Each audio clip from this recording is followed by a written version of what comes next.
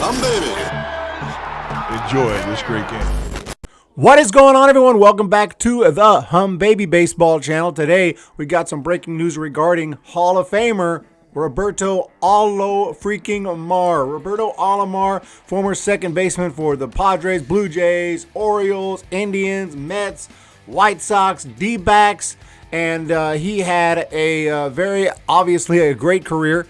This dude was a 12-time All-Star, 10-time Gold Glover. He was a multiple World Series champion, Silver Slugger winner, MVP one season. He's pretty much done it all. Had a fantastic career. Ended up with a 300 batting average and over 200 home runs. Definitely, I thought he was deserving of enshrinement, but I am going to have some questions about that because the first thing I thought of when I saw this is someone like Pete Rose. I said, wait a second, if you're on the ineligible list, you're not eligible for the Hall of Fame. Does that mean they're going to remove him from the Hall of Fame? And should it mean that?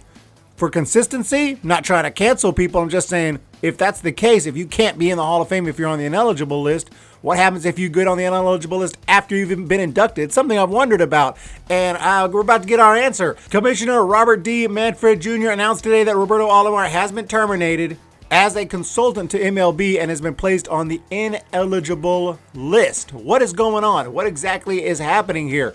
Manfred issued the following statement. At my office's request, an independent investigation was conducted by an external legal firm to review an allegation of sexual misconduct. So there you have it.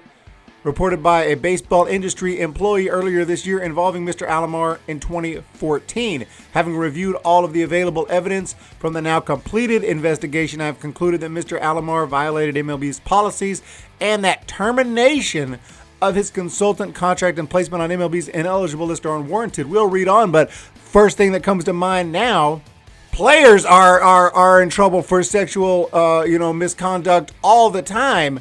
And they still get out on the field, a little suspension. And so, what's going on? Is this more severe? He's on the ineligible list, not making excuses for anything. I'm actually okay with that, depending on how severe, these accusations are. Of course, I also believe in due process, but an investigation has been done.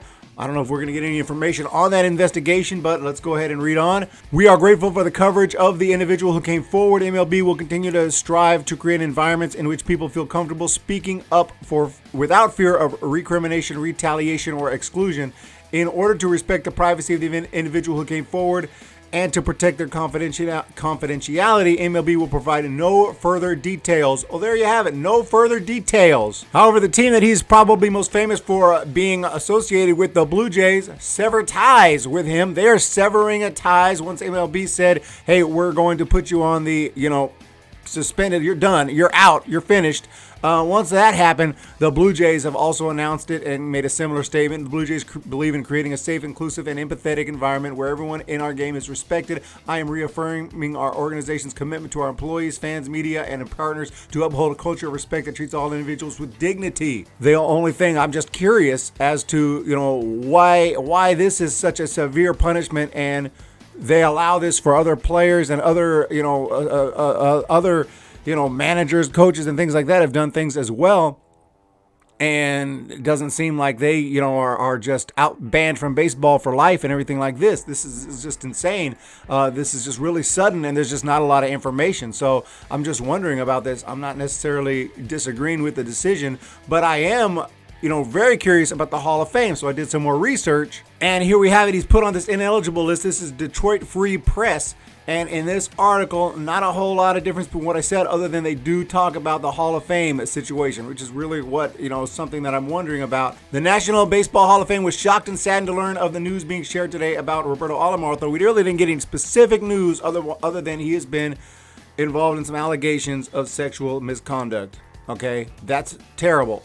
Speaking of the Hall of Fame, when he was elected to the Hall of Fame, he was an eligible candidate in good standing, and his plaque will remain on display in the Hall of Fame in recognition of his accomplishments of the game, and his enshrinement reflects his eligibility and perspective of the BBWAA voters at that time. Super interesting. I mean, on the one hand, I'm not for let's rip down the plaque, because we found out he did some bad things. Because if that was even if he did some terrible, horrible things, if that was the case, we'd be ripping down lots of plaques. But if they're going to make that rule that says, okay, if somebody is put on the ineligible list, then they can't be elected to the Hall of Fame. And someone like Pete Rose, who did something that's much less egregious, at least as far as humanity goes, as far as he gambled on the game, he is banned for life from baseball. And then the Hall of Fame said, oh, if you're banned from life for baseball, if you're on the ineligible list, you also can't get into the Hall of Fame. So someone like Pete Rose is just screwed, can't get on in the Hall of Fame, can't even get on a ballot. I'm not saying give him a plaque, but he should have a ballot, especially if when you get caught doing something afterwards, after you've been elected, and then you get and you've already gotten enshrinement, you continue to keep enshrinement. Okay, I see what they're saying, like, because at that time, but I just see an inconsistency here. Something doesn't feel right, doesn't feel fair. If somebody is on the ineligible list, they can never get in the Hall of Fame, but if they've already been elected to the Hall of Fame and then they get on the ineligible list, it's all good. You keep your plaque. Something wrong. I'm not for cancel culture and ripping down plaques, but at the same time, something feels off there. Maybe they need to just let people be on the ballot and let the voters decide. If you're going to do it this way, let the voters decide if they want someone like Pete Rose to be in. You know, maybe they wouldn't vote Pete Rose in. In fact, I'm guessing they would not. But at least he would be on a ballot and get a shot at it. So something like this, I don't know. What do you do about it? Well, I don't know what you do about it. You put him on a new ballot because there's no chance. Nobody would vote for him now because of this news. But at the same time, this is not baseball related. Whatever he did, as horrible as it sounds, it's not baseball related. So I'm not necessarily for tearing down plaques, like I said, because then you'd be going back to get players from the 1800s and the 20s and the 30s and ripping down all kind of plaques. So I don't want to start that precedent, but I do think that that there's a problem when someone like Pete Rose can't even get, on a ballot. Yet someone like Roberto Alomar is going to stay in the Hall of Fame, even though he just got completely on the ineligible list. So, I don't know. But let me know, guys, what you think of this. I'm not going to make a hard, decision on, if I think this is right or wrong, because I don't have the details of what's going on. Has he been proven guilty, or is this just, allegations, and MLB's, private investigator said, oh, yeah, he definitely did something. We talked to a witness. I mean, I don't know what's going on.